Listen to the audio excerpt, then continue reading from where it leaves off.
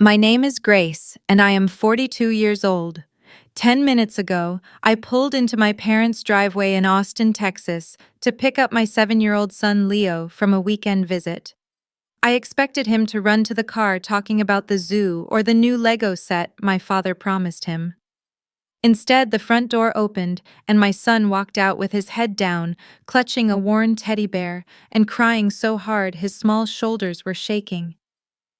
I barely had time to unbuckle my seatbelt before he climbed into the back seat and asked me a question that felt like a physical blow to my chest. "Mommy," he whispered, "why did you choose to leave the family? Grandma said you do not love her anymore, and that you are the reason everyone is sad." I looked toward the porch and saw my mother Evelyn standing there in a pristine silk blouse, smoothing her hair with a look of practiced tragic concern. She did not wave. She just watched us with a cold, calculated stare, as if she were mourning a death she had caused herself. My parents did not just spend the weekend babysitting. They spent 48 hours weaponizing my children against me, telling my 7-year-old that his mother had abandoned the family for a career simply because I had to miss a mandatory legacy weekend to finalize a federal forensic audit. They turned my own son into a messenger for their resentment. Before we get into the details of what happened next, please take a moment to like and subscribe to Hazel Tells Stories, but only do so if this narrative truly resonates with your own life experiences. Drop your location and local time in the comments below. Now let me take you back to a Sunday brunch 3 weeks ago, to the limestone villa my parents call a home, and the moment I realized the people who raised me were actually the ones trying to destroy me. The air in the foyer was heavy with the scent of expensive lilies and the unspoken rules of the Patterson household. My mother always said that family was a sanctuary, but as I stood there watching Leo sob, I realized it was actually a courtroom where I had been tried and convicted in my absence. This was not a sudden shift. It was the peak of a mountain they had been building for decades. My brother Jackson, who is 45, has always been the visionary in their eyes. He is a serial entrepreneur, which is just a fancy way of saying he has spent 20 years losing other people's money. He had a luxury car storage business that failed in 6 months, a boutique whiskey label that never made it to a bottle, and a tech startup that was really just a way for him to buy a new SUV on the company dime. Every single time his life caught fire, my father Richard was there with a bucket of water and a checkbook. And every single time, they expected me to be the one who filled the bucket. I graduated summa cum laude with an accounting degree and fought my way into a senior forensic auditor position through 80-hour work weeks and zero help. In my parents' house, Jackson is a genius who just needs one more chance, and I am the cold bean counting daughter who is too selfish to appreciate her brother's brilliance. 3 years ago, Jackson caused a multi-car accident on Highway 183 North. It was a Tuesday evening, raining, and he was driving like he owned the asphalt. I was the first person he called. Not the police, not an ambulance. He called me because he knew I would handle it. I drove through the storm, managed the scene, and later paid $25,000 in legal fees out of my personal savings just to keep the incident from going to a trial that would ruin his image. My parents hugged me in their kitchen that night and called me their guardian angel. They told me they would never forget what I did for the family. But as I sat in my car with Leo crying in the back seat, I realized their memory is a very selective thing. They did not just forget the $25,000. They forgot every loan, every tax bill I covered, and every emergency I solved. They decided that my success made me a target and my silence made me an easy one. When I bought my own home at 32, they did not bring a bottle of champagne. They brought a list of Jackson's debts and asked why I was wasting money on a mortgage when my brother was struggling to pay his rent. The escalating tension finally snapped when I looked at Leo through the rearview mirror. He was still asking if we were going to be kicked out of the family because Grandma said I was a bad daughter. The realization settled into my bones like frost. They were not just devaluing my work anymore.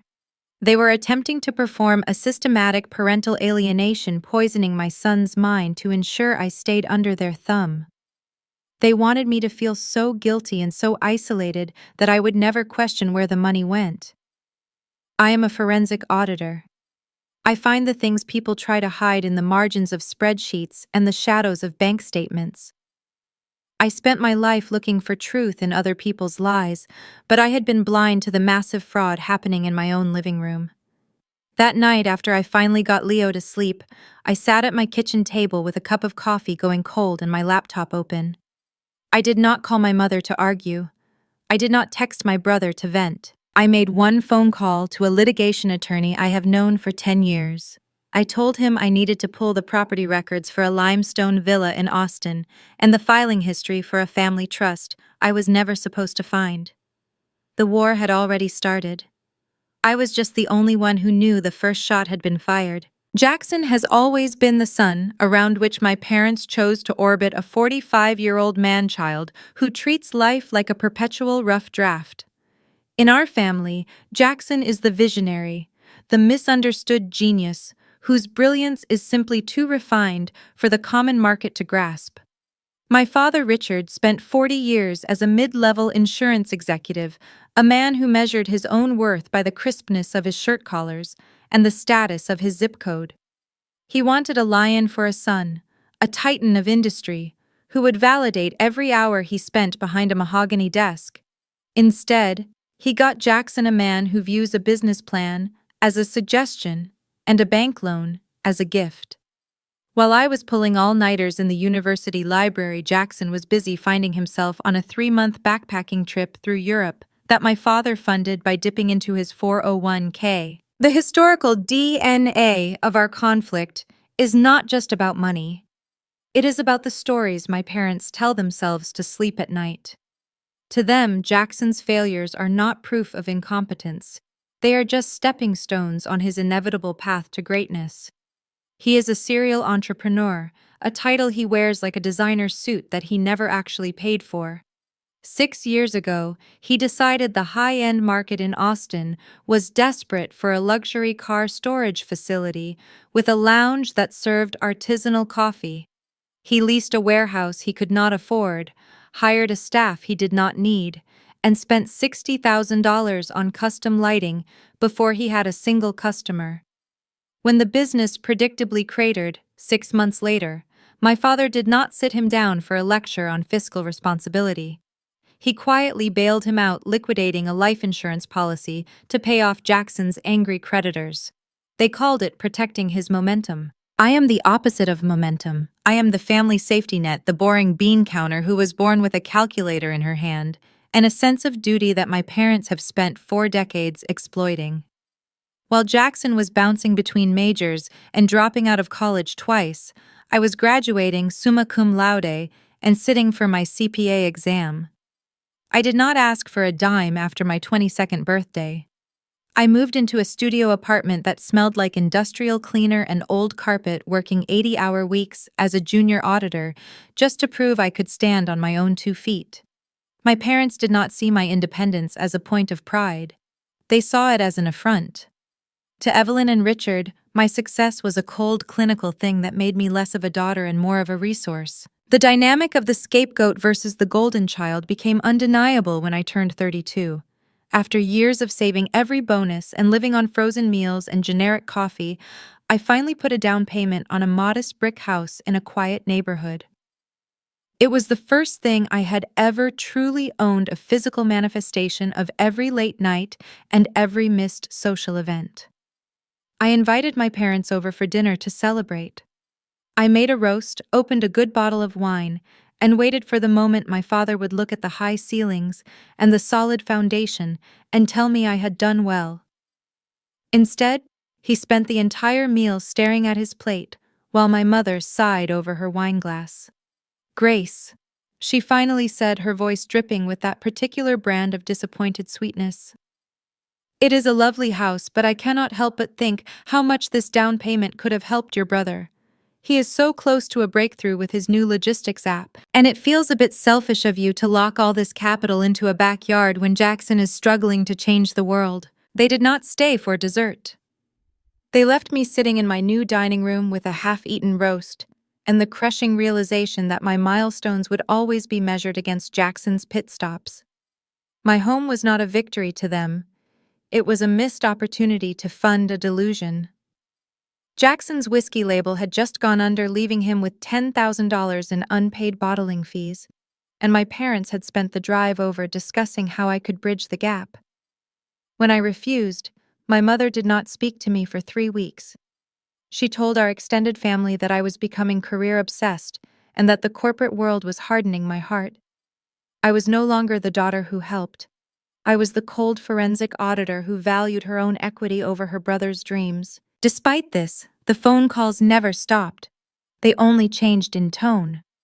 They went from suggesting I invest to demanding I solve emergencies. Jackson had a knack for letting his health insurance lapse just as he needed a procedure, or forgetting his property taxes until the certified letters started arriving. Each time my parents would descend upon me like a tactical team. "Tori can handle it," my father would say, using my nickname as if it were a leash. "You have the ability, Grace. Jackson does not have your head for numbers." It took me years to understand that they were not complimenting my intelligence, they were justifying their theft of my time and my peace. I was the reliable one, the one who answered the phone at midnight when the furnace died or the insurance lapsed. I was the one who kept the Patterson name off the public delinquency lists, while Jackson was busy networking at rooftop bars on my father's dime. The true depth of their entitlement surfaced last summer when my father called me in a panic. He was 3 months behind on the property taxes for the limestone villa, and the county was beginning to circle. He sounded old on the phone, his voice shaking with a vulnerability that I still had not learned to ignore. I wrote a check for $18,000 that afternoon. I told myself it was an investment in my own heritage, that protecting the family home was the right thing to do. My mother hugged me and whispered that I was the glue holding us together. She said that when the house eventually sold, my share would be adjusted to reflect every dollar I had funneled into the foundation. I believed her because the alternative was too dark to consider. I wanted to believe that the limestone walls held some of my future, not just Jackson's past. But as I drove Leo home after that disastrous Sunday brunch, the pieces of the puzzle began to rearrange themselves in my mind. I am a senior forensic auditor. I spend my days looking for the minute discrepancies that signal a massive fraud. I can spot a shell company from a mile away and track a hidden asset through a dozen offshore accounts. Yet I had been treating my own family like a legitimate business. I had been accepting their emotional currency at face value, while they were running a long con on my maternal instincts. My parents had sat my 7-year-old son down and told him I did not love them, a tactical move designed to keep me defensive and distracted. They knew I was starting to ask questions about where the tax money went and why Jackson was suddenly driving a brand new SUV while he was supposedly between ventures. They mocked my profession as boring bean counting until they needed a bill paid, but they forgot that a bean counter is the only person who knows exactly how many beans are missing. As I tucked Leo into bed, his eyes still red from crying, I realized that my parents were not just protecting Jackson. They were grooming him to inherit the very equity I had been preserving. They were using my salary to build a wall around their golden son, and they were using my children as the bricks. The Sunday brunch was not an isolated incident of bad parenting, it was a preemptive strike.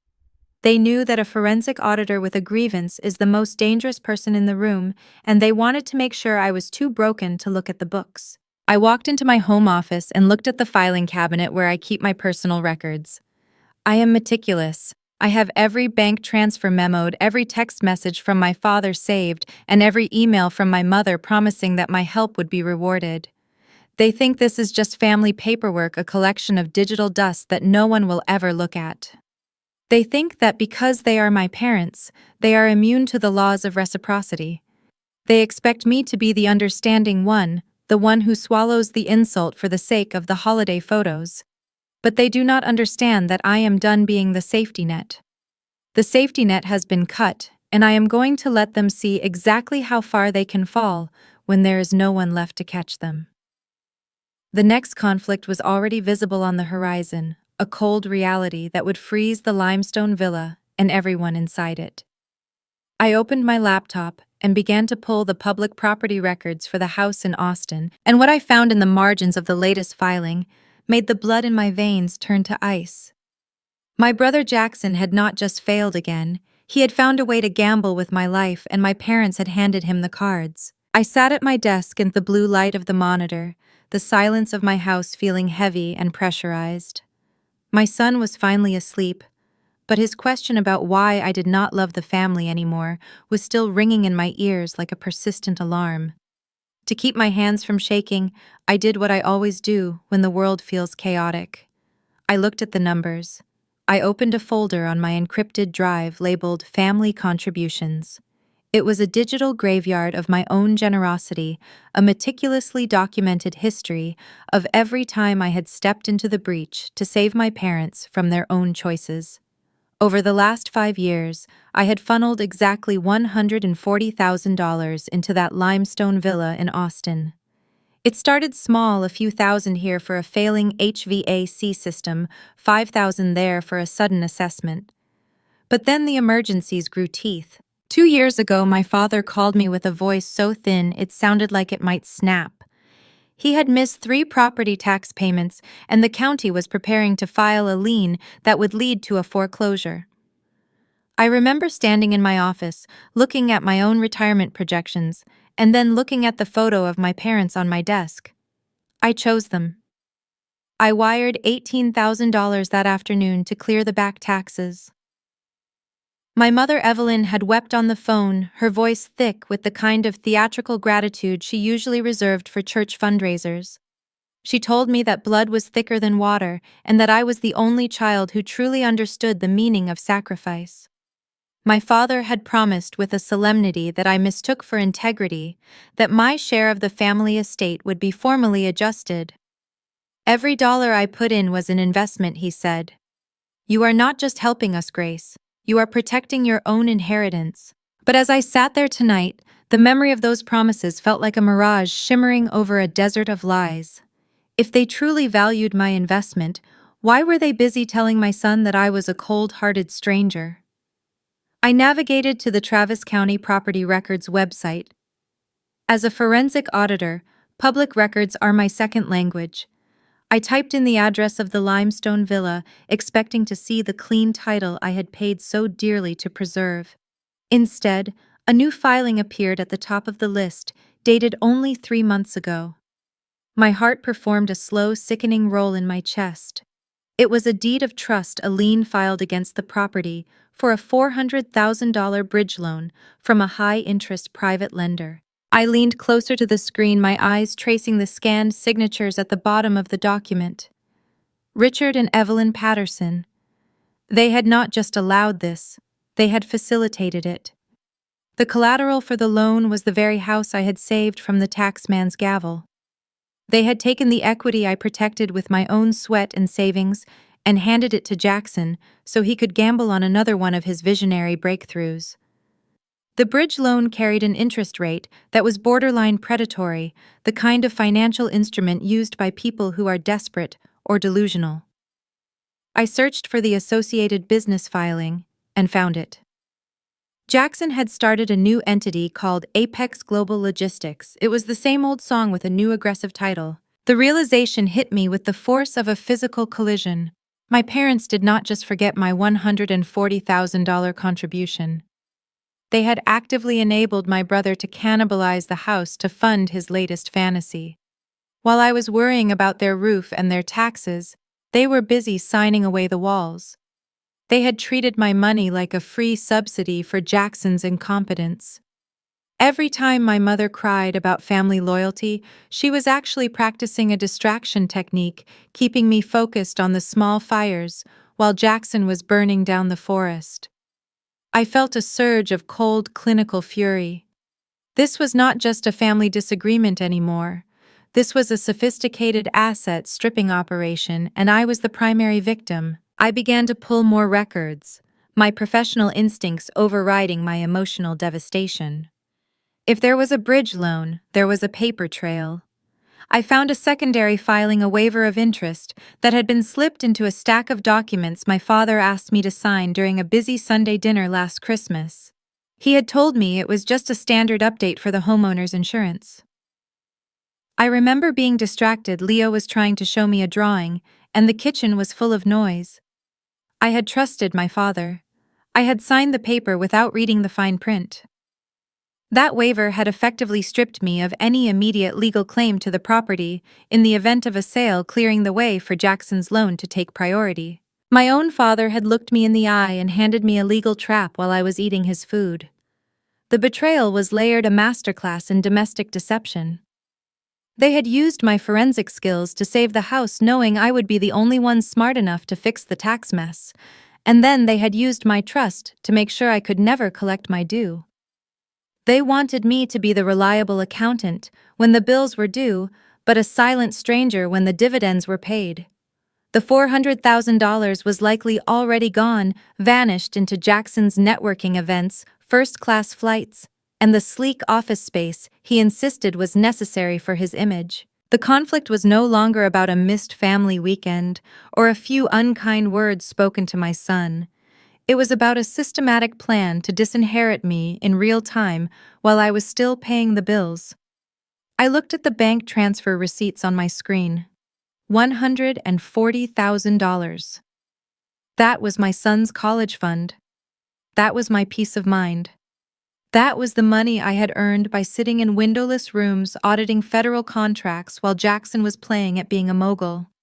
My parents had sat my 7-year-old down and told him I did not love the family, not because they believed it, but because they needed to make me the villain before I found out they were the thieves. I realized then that Jackson was likely in deep trouble.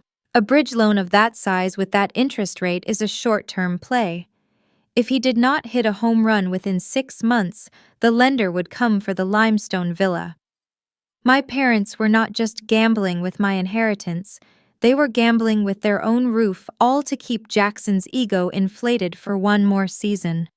They were enabling his addiction to failure, and they were using my life as the stake. The Sunday brunch incident was a preemptive strike, a way to keep me from looking at the books, by making me defend my character as a mother. I closed the property records tab and opened a new spreadsheet. I began to build a chronological map of the fraud. I listed every payment I made, cross-referenced with every lie Jackson told, and every emotional outburst my mother used to seal the deal. I found a text message from Jackson sent 4 months ago, asking if I could look at a contract for him. I had said I was too busy with the federal audit. That was when the tone had shifted. That was when the narrative of Grace being too busy for family had started to circulate. They realized I was moving into a high-stakes professional period where I would have less time to monitor them, and they took the opportunity to strike. As the sun began to peek over the Austin skyline, I felt a strange sense of calm. The world of numbers is honest even when people are not. The spreadsheet showed a clear pattern of criminal intent and financial elder abuse, though in this case the elders were the willing accomplices. I was no longer the daughter who was hurt by her parents' words. I was the senior forensic auditor who had just found a massive discrepancy in the family ledger. I reached for my phone and looked at a contact I had not touched in years, a private investigator who specialized in corporate espionage and hidden assets. My parents wanted to tell stories to my son. Fine. I was going to give them a story that would end in a courtroom. The next conflict was already starting to breathe. I had to know where that $400,000 went, because I had a feeling Jackson was not just losing it, he was hiding it. I sent a single text to the investigator. I need a full background on Jackson Patterson and Apex Global Logistics. Follow the money until it leads to a crime. I sat in my dark kitchen for a long time after the blue light of the property records screen finally went black. Outside, the Texas night was thick and heavy, the kind of heat that hums against the glass, but inside, I felt like I was made of ice. I could hear the soft, rhythmic breathing of Leo in the next room, but the sound brought no peace. Every few minutes he had whimpered in his sleep, his small voice asking if we were still part of the family or if Grandma was going to lock the door. My parents had managed to do what no corporate fraudster or federal tax evader had ever accomplished. They had found the one vulnerability I had not fortified. They had bypassed my professional armor and struck at my child. The soft negotiation phase of my life ended at exactly 12:42 a.m. For years, I had navigated my family like a delicate audit, making allowances for their inconsistencies and overvaluing their emotional assets. I had been the helper, the one who smoothed over the rough edges of Jackson's failures and wrote the checks that kept my parents in their limestone sanctuary. But as I sat there, my grandmother's voice echoed in my head with a clarity that was almost painful. She had been a sharp, silent woman who ran a dry cleaning business in East Austin for 40 years, a woman who knew the weight of a dollar and the cost of a lie. Grace, she had told me when I was just starting my career, be careful. People like your parents and Jackson do not love the helper. They love the help.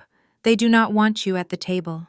They want you in the kitchen, making sure the dishes are clean and the bills are paid. I finally understood that my usefulness was the only thing they valued. The moment I stopped being the help, the moment I started asking about property taxes and Jackson's mystery SUV, I became a threat that had to be neutralized. Their attempt to alienate my children was not an emotional outburst. It was a strategic maneuver. It was a preemptive strike designed to keep me so busy defending my character that I would never have the strength to question the estate's finances. They wanted to bury me in guilt so they could finish stripping the house. I reached for my phone, but I did not call my mother to scream or my father to beg for the truth. Instead, I dialed a number I had not used outside of a professional capacity in 6 years. Marcus Thorne is a high-stakes litigation attorney who specializes in asset recovery and corporate fraud. He is the kind of man who views a lawsuit as a surgical procedure and an emotional argument as a waste of billable hours. He picked up on the third ring, his voice as crisp as a fresh banknote despite the hour. "Grace," he said, "no greeting, just a statement of fact. You only call this late when a ledger is bleeding. Who is the target?" "It is a domestic matter, Marcus," I replied, and my own voice sounded foreign to me, hard and hollow. "I need a consultation on procedural reality. I have an ownership dispute involving a $400,000 bridge loan and a history of documented contributions totaling $140,000. There was a brief pause, the sound of a pen scratching against paper on the other end. "Procedural reality is cold grace. If this is family, the emotional cost will exceed the financial recovery. Are you prepared for the fallout?" I looked at the shadow of Leo's bedroom door. "They told my 7-year-old I do not love him, Marcus. They used him as a tactical weapon. The emotional cost has already been paid in full. I am just here to collect the balance." The conversation that followed lasted 40 minutes, and it was entirely devoid of feelings. We spoke about the Andler model of response. In the world of high-level fraud, the best defense is an overwhelming documented offense. Marcus did not ask me how I felt about my father forging my interest waiver. He asked if the signature was witnessed. He did not care about my mother's tears. He asked for the dates of every bank transfer. He laid out the steps with clinical precision. First, we establish a paper trail that is indisputable.